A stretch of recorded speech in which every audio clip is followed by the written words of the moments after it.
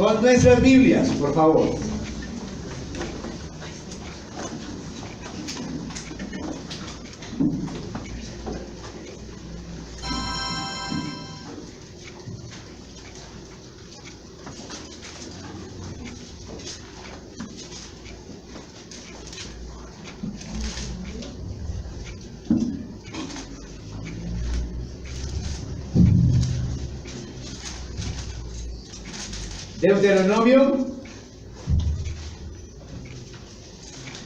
Deuteronomio capítulo 32, por favor.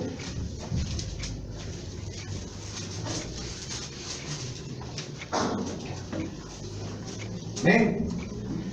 ¿Listos ahí? ¿Preparados allí? Ese verso bíblico ahí, dispuesto, listo. Ese capítulo digo, que es el que vamos a mirar esta noche. Amén. Cierre sus ojos y oremos. Padre, gracias te damos la noche de hoy por la bendición que tenemos de estudiar tu palabra hoy también. Gracias por cada hermano que está aquí dispuesto, alegre, contento, Señor, de poder cantar y adorarte, Señor, también con escuchar tu palabra y ponerla por obra, Padre bendito. Ayúdanos, Señor, danos la gracia que necesitamos, Señor, para oír tu palabra, Dios mío, y llevarla, Señor, a la práctica, Dios mío. Gracias te damos. En el nombre poderoso de Jesús, bendice mi vida para que pueda ser un buen maestro esta noche, un buen predicador, Señor, que transmite tu mensaje con fidelidad, Señor. Gracias, Padre. Amén, Señor. Y amén. Amén. Amén. Tomen asiento.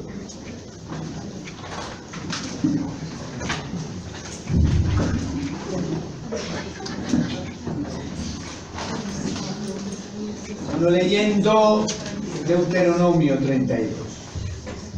Amén. Es un canto, un salmo, si se da cuenta, todo el capítulo 32 es un salmo, es un canto. Bueno, no todo, gran parte. Es un salmo, un canto, ¿ves? Que Dios le da a Moisés y que los israelitas tienen que aprenderse como un testigo contra ellos cuando ellos van a apostatar, cuando ellos apostataran, ¿no? Se apartaron de la fe. Versículo 19 del capítulo 31, mire lo que dice allí: escribid ahora para vuestro uso el cántico siguiente y enséñalo a los hijos de Israel, ponlo en boca de ellos, para que este cántico me sea por testigo contra los hijos de Israel. ¿No? Ese es el 19. Ahora el 22 dice: y Moisés escribió este cántico aquel día y lo enseñó a los hijos de Israel. Y luego el verso 30 cuando dice: entonces habló Moisés a oídos de toda la congregación de Israel las palabras de este cántico hasta el fin. Bueno, entonces Dios le daba ese cántico, Moisés lo compuso, dado por Dios, y debía enseñárselos al pueblo, para que fuera un testigo contra ellos cuando ellos apostataran, porque Dios sabía que ellos iban a apostatar. El versículo 20 nos lo dice, del capítulo 31, dice: pero yo los introduciré en la tierra que juré a sus padres, la cual fluye leche y miel, y comerán, y se saciarán, y engordarán, y se volverán a dioses ajenos, y les servirán, y me enojarán, e invalidarán mi pacto, y cuando les vengan muchos males y angustias, entonces este cántico responderá en su cara como testigo, pues será recordado por la boca de sus descendientes, porque yo conozco lo que se proponen de antemano, antes que los introduzca en la tierra que juré darles. ¿Fija? Y uno lee eso y se pregunta, ¿no? Y se pregunta, dice: ¿y si Dios sabía lo que iba a pasar? Si Dios sabía que iban a ser infieles, si Dios sabía que iban a apartarse de Él, ¿por qué les permite entrar de todos modos a la tierra prometida? ¿No? Y esas preguntas, ¿no?, que no tienen respuesta, o que por lo menos yo no la tengo, tal vez alguien la tenga, ¿no? Pero no se explica uno. Dios sabía y lo dice: yo sé de antemano todo lo que van a hacer. No. Sin embargo, les va a permitir entrar allá. Preguntas sin respuestas, ¿no? Pero el cántico, como ya le dije, va a servir para ese momento, cuando estén en la total apostasía. Va a ser testigo contra ellos, como dice los versículos que acabamos de leer. Bueno. Luego viene ya el capítulo 32 y empieza a desarrollarse el cántico, ¿no? Como es largo, si se da cuenta, ¿no?, aquí están todas esas hasta el versículo 43 es el canto. Luego el 44 en adelante sigue otra cosa, pero hasta el 43 vamos a irlo dividiendo en varias partes, ¿no? Hoy vamos a estudiarlo hasta el versículo 14. Hasta el versículo 14. Vamos a ver en ello, primero, versículo 1 y 2 nos hablan de los testigos. Luego, los versículos 3 al 5 nos habla sobre la alabanza, y los versículos 6 al 14 nos habla sobre la imperfección, ¿no? Así que esté atento a ese bosquejo para que lo vaya llevando en su cuaderno de notas y en su cabeza. Lo primero, entonces, los testigos, ¿no? ¿Quiénes serán los testigos? Versículo 1 dice: escuchad, cielos, y hablaré, y oiga la tierra los dichos de mi boca. Los testigos entonces van a ser los cielos y la tierra. Ya varias veces en el libro de Deuteronomio se han citado a los cielos y en la tierra, obviamente de forma poética, ¿no?, como los testigos contra el pueblo de Israel, ¿no? En una primera instancia, testigos de la renovación del pacto, pero en esta ocasión, por ejemplo, son testigos contra los israelitas en cuanto a la apostasía que irán a cometer. Quiero que lean conmigo, sin perder, Deuteronomio 32, Deuteronomio 4 ahora, el versículo 26, para que veamos esto que le acabo de decir, Deuteronomio 4, 26, que dice: yo pongo hoy por testigos a los cielos, al cielo, y a la tierra, que pronto pereceréis totalmente de la tierra hacia la cual pasáis el Jordán para tomar posesión de ella. No estaréis en ella largos días sin que seáis destruidos, ¿no? Bueno, ahí está, a los cielos y la tierra testigos, ¿no? Luego, capítulo 30, verso 19, otra vez, este lo leímos ya más recientemente, que dice: a los cielos y a la tierra llamo hoy por testigos contra vosotros, que os he puesto delante la vida y la muerte, la bendición y la maldición. Escoge pues la vida para que vivas tú y tu descendencia. Y por último, el capítulo 31, el versículo 28, cuando dice: congregad a mí todos los ancianos de vuestras tribus y a vuestros oficiales, y hablaré en sus oídos estas palabras, y llamaré por testigos contra ellos a los cielos y a la tierra, ¿no? Ya sabe que es un canto, el canto usa el poema, ¿no? Y de manera poética, entonces, Moisés pone a la creación como testigo de lo que va a decir y de lo que están haciendo o lo que harán los israelitas cuando apostaten, y de lo que les ocurrirá entonces en ese momento. Pero luego, en el verso 2, hay otra metáfora muy hermosa y muy linda, que es: goteará como la lluvia mi enseñanza, dice allí. Destilará como el rocío mi razonamiento, y como la llovizna sobre la grama, y como las gotas sobre la hierba. Entonces, esa es una figura muy linda, muy hermosa. Está diciendo, ahí está usando la figura de la tierra seca, de un plantío muerto, de una mata seca, un árbol seco, ¿no?, sobre el cual cae el rocío, cae la lluvia, y al caer ese rocío, al caer esa lluvia sobre este plantío, esa tierra, entonces toma vida, reverdece, da fruto, ¿no? Y me pareció muy bello esto, ¿cierto? Porque según él dice allí, como lo dice muy bien él comenzando, la lluvia, su enseñanza es como una lluvia, ¿sí se fijan? Dice al comienzo del versículo 2, mi enseñanza goteará como lluvia, mi enseñanza, y luego dice que su razonamiento es como el rocío, ¿no? Ahí seguido dice, destilará como el rocío mi razonamiento, y luego sigue usando llovizna, ¿no? Sobre la grama, gotas sobre la hierba. Qué bonita metáfora esa, ¿no? Para nosotros. La palabra de Dios, ser expuestos a la palabra de Dios, es como la lluvia refrescante, ¿no? Es como ese rocío que da vida, es como las gotas que vienen sobre un sequedal, sobre una tierra seca, las gotas que vienen sobre un árbol seco, un plantío seco, y viene a darles vida, ¿no? Pero todo eso sucede solo si son expuestos, tanto los israelitas como nosotros, a la enseñanza, al razonamiento de la palabra de Dios. Amén, hermanos. Entonces, esto es verídico, ¿cierto? La que nos da vida, la que nos da madurez será la enseñanza. La que nos dará fortaleza será la enseñanza. Lo que nos dará, nos hará fructificar será ser expuestos a la enseñanza, al razonamiento de la palabra de Dios, como lo está haciendo usted esta noche aquí, ¿verdad?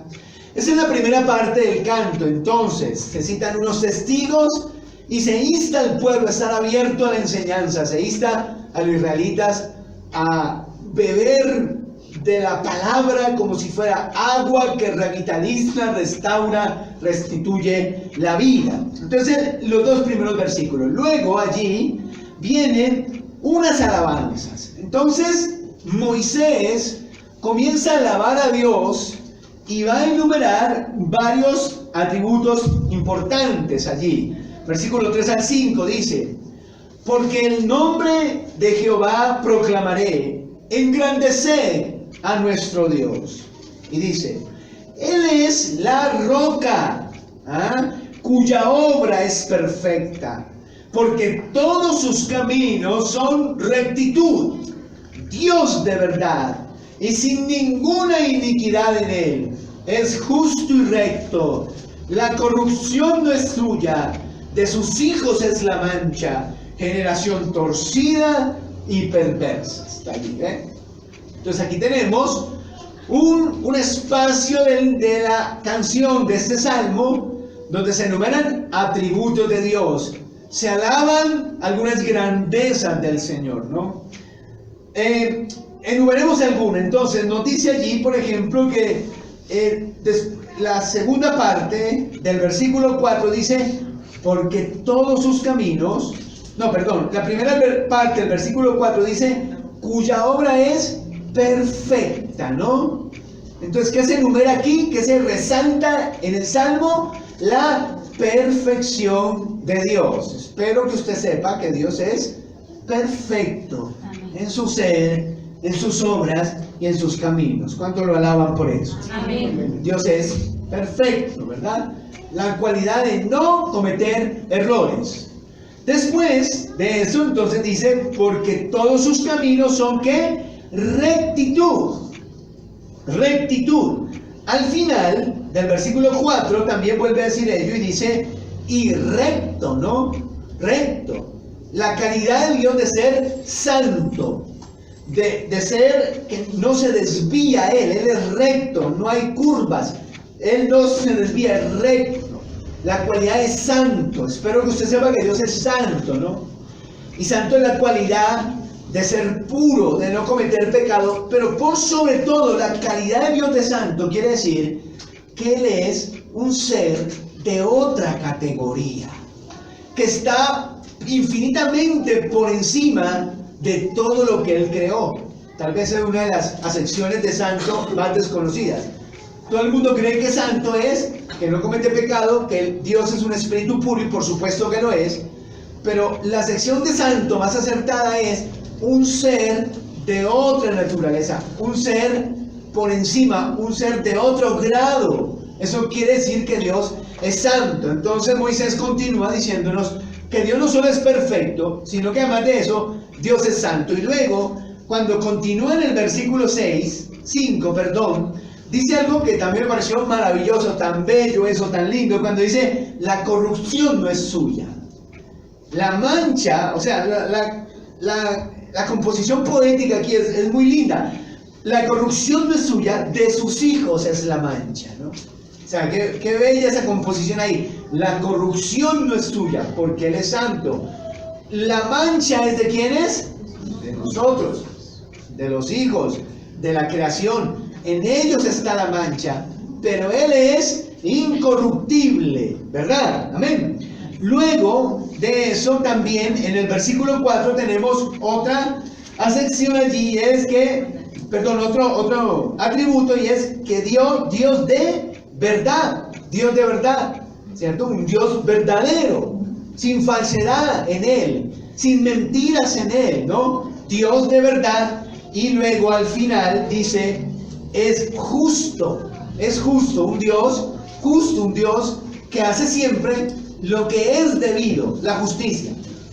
Pero en el Salmo, lo que usted más va a ver que se repite como atributo de Dios varias veces es lo que dice allí el comienzo del versículo 4, cuando dice, Él es la roca. Él es la roca. Bueno, mire el versículo 15, lo va a encontrar de nuevo aquí, dice, pero engordó Jesurún y tiró coces. Engordaste, te cubriste de grasa. Entonces rechazó a Dios su hacedor y menospreció la roca de su salvación. 2 veces en el Salmo la expresión la roca.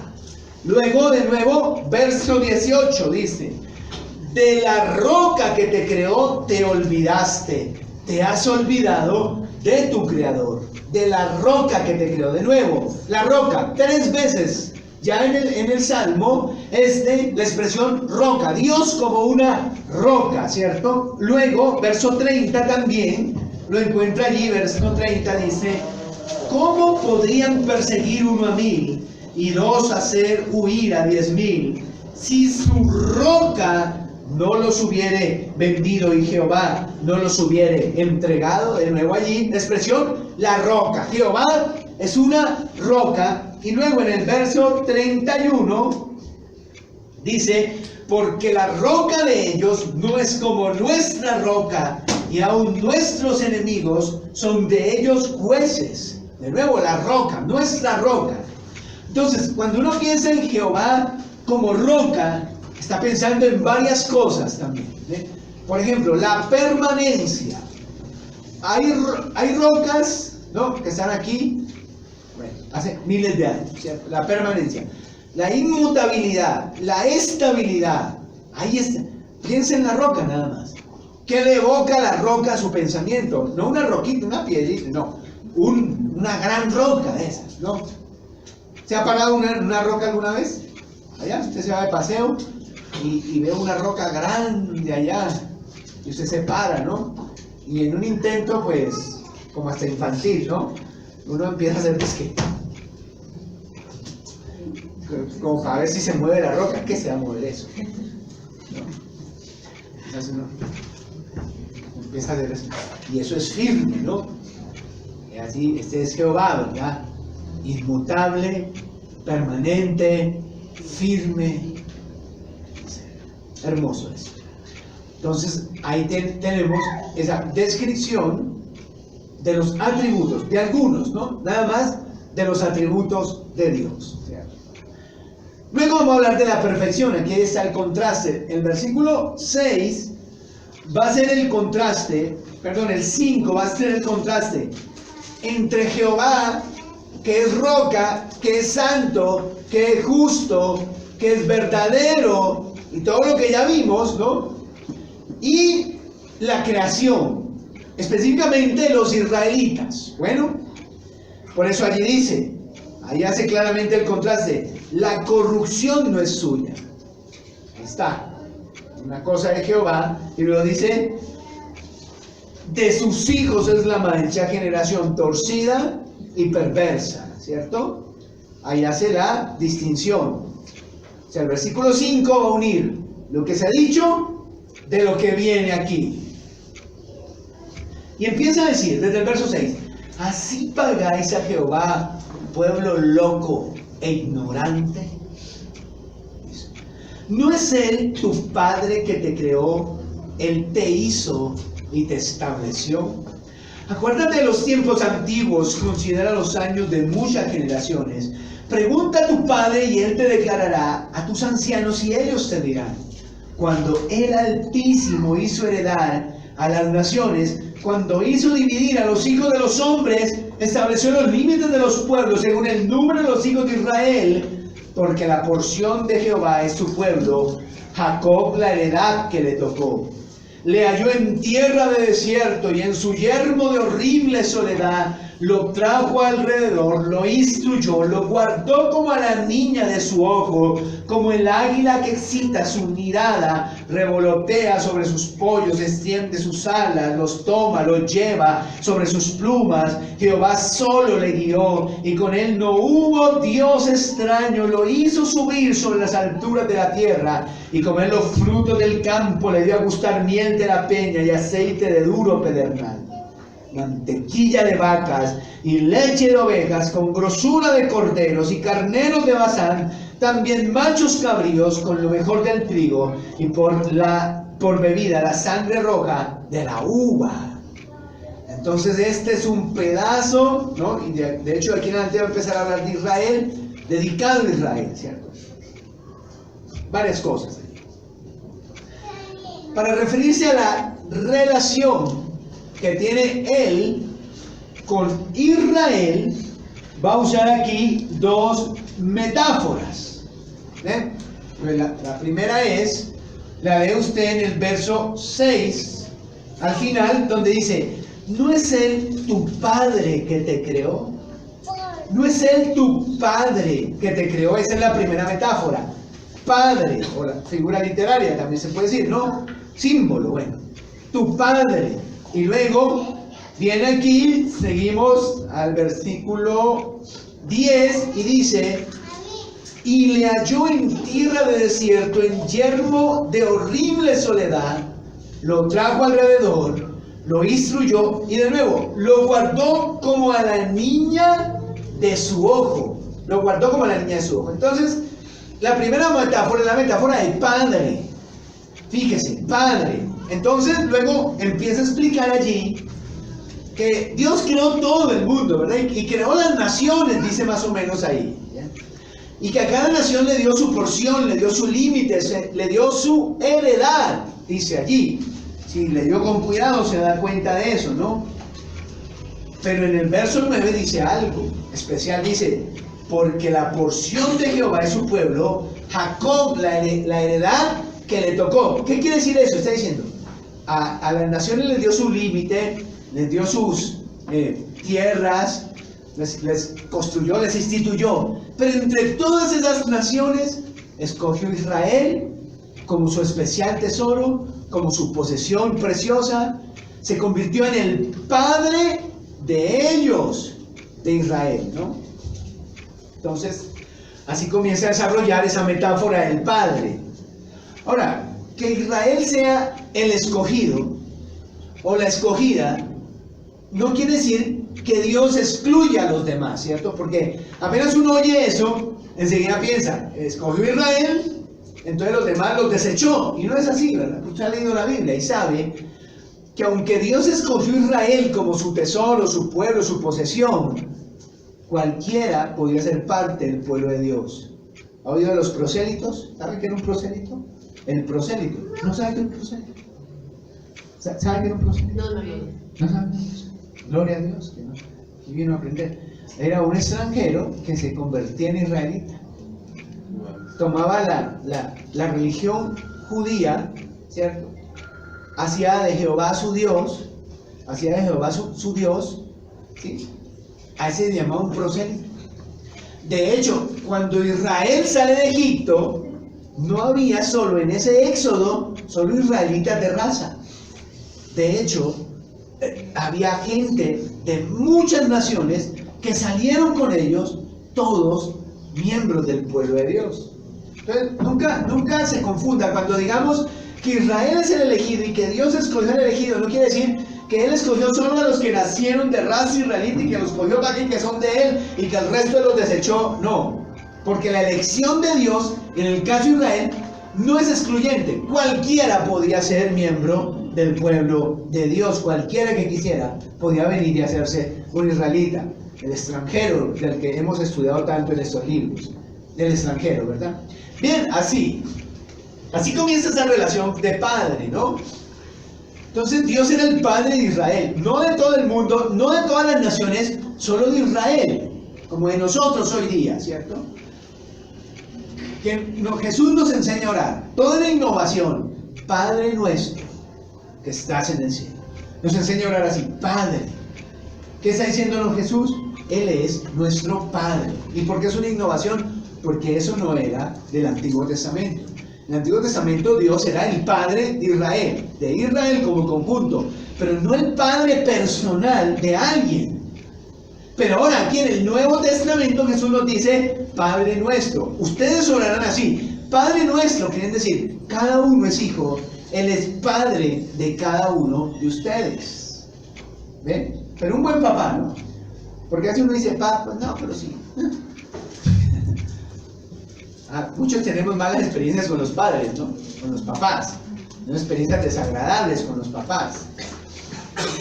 Y a veces esa idea de Dios como Padre no nos es muy familiar, o no nos gusta mucho, o no encaja mucho en nosotros porque tenemos malas imágenes del Padre.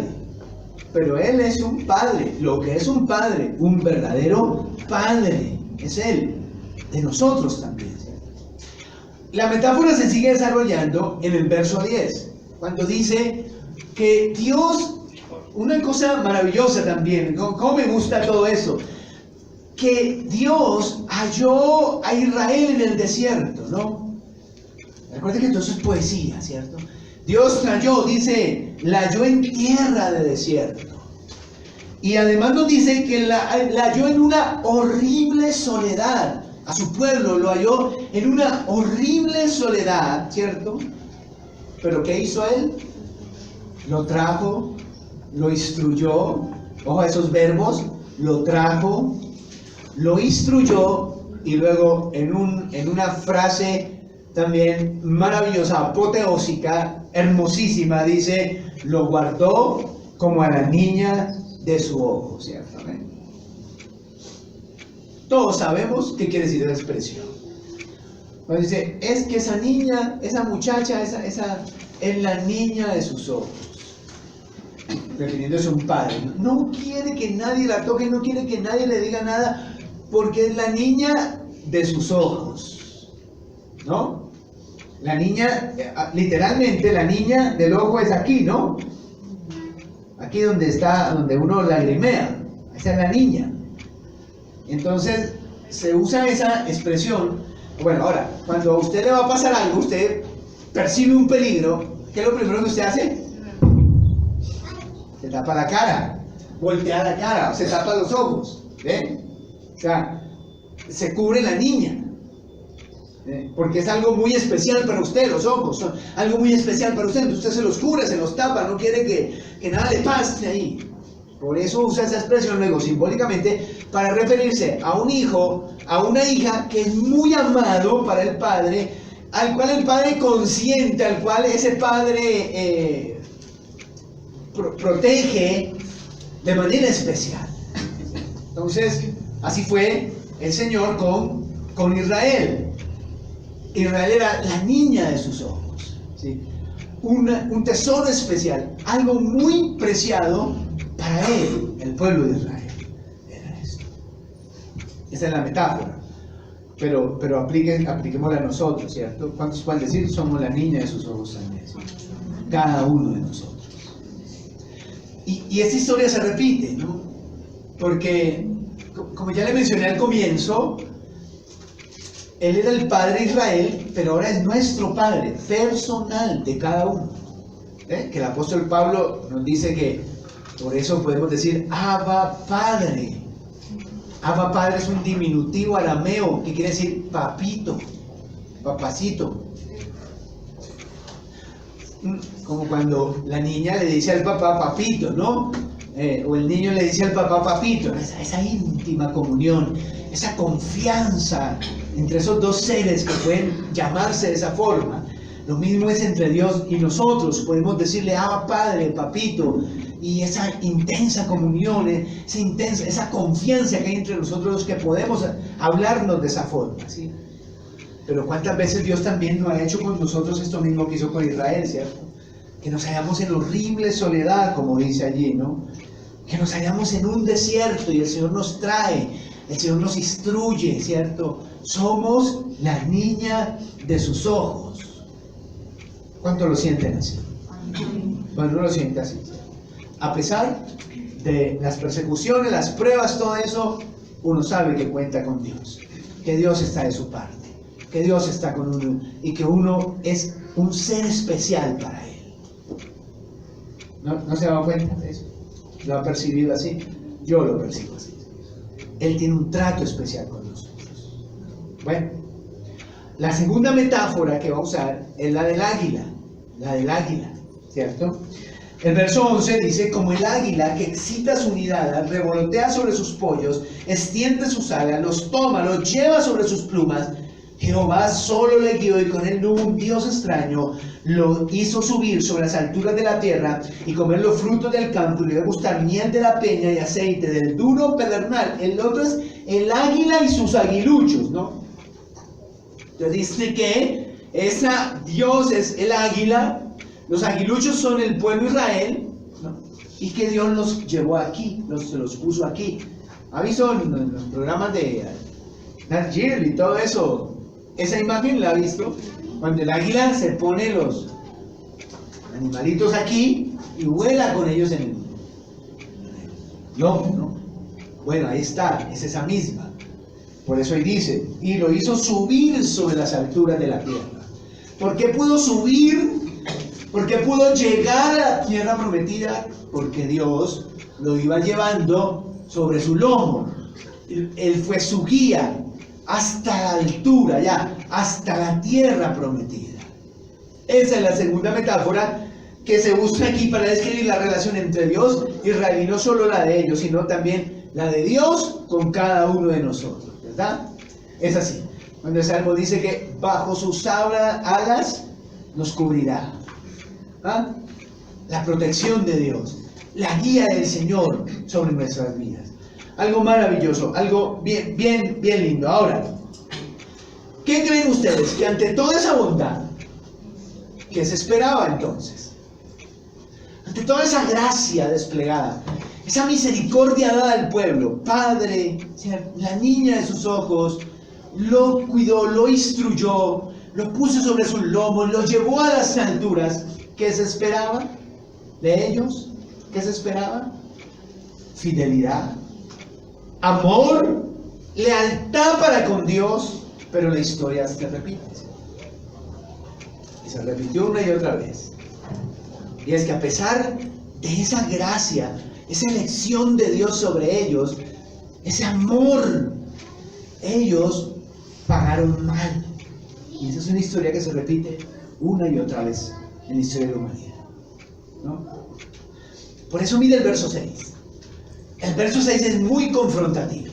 Si usted lo lee en el Espíritu, si lo lee en la carne lo pasa derecho, ¿no? Pero si lo lee en el Espíritu, mírenlo, el verso 6 confronta mucho. Así pagáis a Jehová, pueblo, y miren, pueblo loco e ignorante. Es una locura lo que ustedes hacen.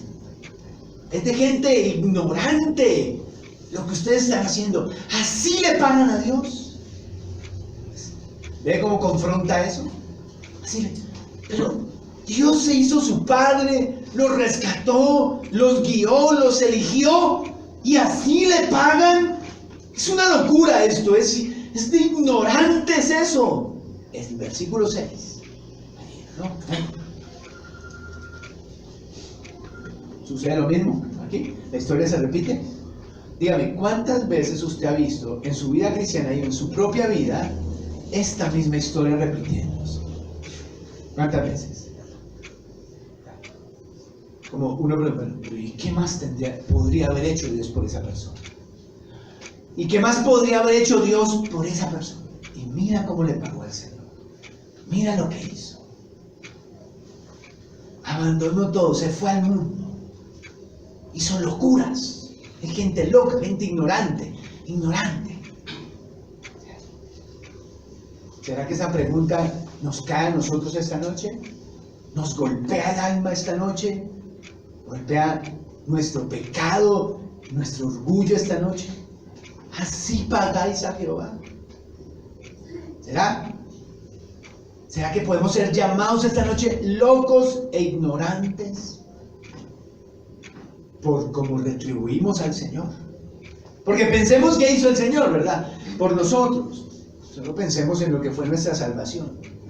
Vino, murió, derramó su sangre, ofreció salvación,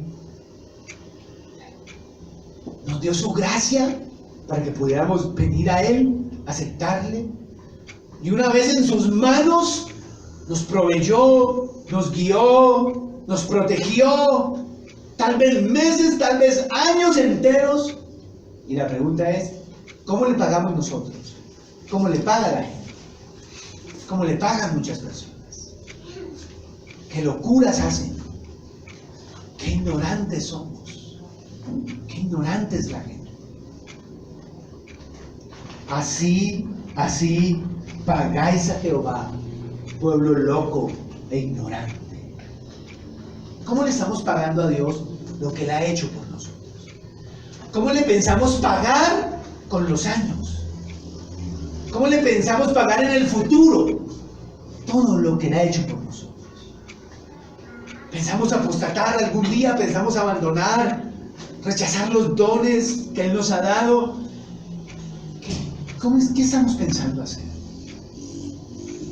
En nuestra mente, en nuestra cabeza está la idea fija de pagarle bien, de pagarle con lealtad, de pagarle con fidelidad, de retribuir amor al que nos ha dado amor. ¿Ese es nuestro pensamiento? Ese debería ser, ¿cierto? Qué gracia hermosa. Fuimos elegidos también. Fue Él, se convirtió Él en nuestro Padre. Nos ha guiado, nos ha puesto sobre su lomo y nos está llevando sobre las tormentas, sobre quién sabe cuánto peligro nos está llevando. ¿Cómo le vamos a pagar a Él? Amén. Así comienza el canto, hermanos. El canto comienza entonces enumerando unos testigos, ¿cierto? La creación es testiga contra Israel, ¿cierto? Luego el canto continúa mostrándonos la grandeza, la hermosura, la perfección, la santidad de Dios, y termina luego mostrándonos la imperfección de los seres humanos. La imperfección de Israel en primer lugar, pero también nuestra propia imperfección. La imperfección de tanta gente que habiendo recibido tanto de Dios, ahora ya ni le aman ni quiera saber nada de Él, ¿cierto? Esa es la historia que se repite, una historia que se repite vez tras vez. Le pasó a Dios con Israel, le ha pasado con millones de personas, a veces tal vez le pase con nosotros también, pero no es la idea. La idea es que paguemos bien al Señor lo que Él hace por nosotros. Amén, hermanos. Oremos al Señor. Padre, gracias por tu palabra nuevamente la noche de hoy, Señor. Qué especial es para nosotros oírla, impresionarnos. Qué lindo es cuando leemos algo y esto nos impresiona. Qué lindo es cuando nos parece bello, nos parece hermoso. Qué especial es ese momento donde leemos algo y lo volvemos a leer, porque nos parece que la hermosura, la profundidad de lo que dices es grande, Señor. Dios mío, que nunca perdamos esa capacidad de asombrarnos de tu palabra, que nunca perdamos ese deleite, ese gozo que puede ser tu palabra para nuestras vidas, Señor. Que no caigamos en la rutina, en la religiosidad, en la diaria cotidianidad nada más, sino que cada vez tu palabra de borbotones de agua, vida a nuestro ser, Señor, como hoy. Que leemos cosas tan hermosas en este texto, cosas tan ciertas, cosas tan especiales, tan profundas en este texto. Señor, gracias te damos. Gracias te damos por el ser que tú eres, Dios mío. Nada se compara a ti. Eres incomparable. Tú sí eres perfecto, tú sí eres santo, tú sí eres verdadero. Tú eres la roca, la única roca Tú eres la roca de nuestra vida, Señor. Gracias por ello, Padre. En el nombre de Jesús, Dios bendito, gracias por ello, Señor. Tenemos en tus manos benditas, Señor, colocar nuestras vidas. Esa palabra nos confronta hoy. El pueblo de Israel pagó mal tu bondad, tu misericordia, toda esa gracia desplegada, ese amor, ese favor tuyo sobre ellos lo pagaron, Señor, indignamente, con locuras. Oh Dios, pueblo loco e ignorante ese, Dios mío. Pero guárdanos a nosotros, guárdanos de pagarte mal, guárdanos de pagarte, Señor, de manera equivocada, todo lo que tú has hecho por nosotros. Si es verdad que valoramos lo que tú nos has dado, si es verdad que valoramos los meses, los años que hemos andado contigo, si es verdad que valoramos, Señor, de allá donde nos rescataste y lo que nos has cambiado y lo que nos has proveído, Señor, que nuestra visión de vida al futuro sea siempre pagarte bien, con lealtad, con fidelidad, con sacrificio, con amor, todo lo que tú hiciste por nosotros, Señor. Oh Dios mío, ten piedad de todas esas personas que te han pagado mal, Señor. Ten piedad de nuestros familiares que te pagaron mal. Ten piedad de nuestros amigos que te han pagado mal. De personas que vimos aquí entre nosotros, Señor, pero que ahora te han pagado mal, Señor. Ten solo misericordia de ellos. No tengas en cuenta sus maldades. Perdona sus pecados. Y ayúdale, Señor, a abrir sus ojos. En el nombre de Cristo Jesús, muchas gracias por tu palabra esta noche. Gracias, Padre. Amén y amén.